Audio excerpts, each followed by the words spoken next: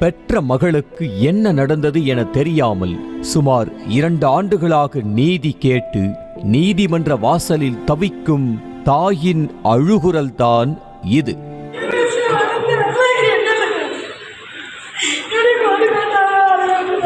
பார்த்த ஸ்ரீமதியின் தாயார் பெத்த வயிறு பத்திக்கிட்டு எரியுது என அகங்கார குரலில் கதறி அழுதார்.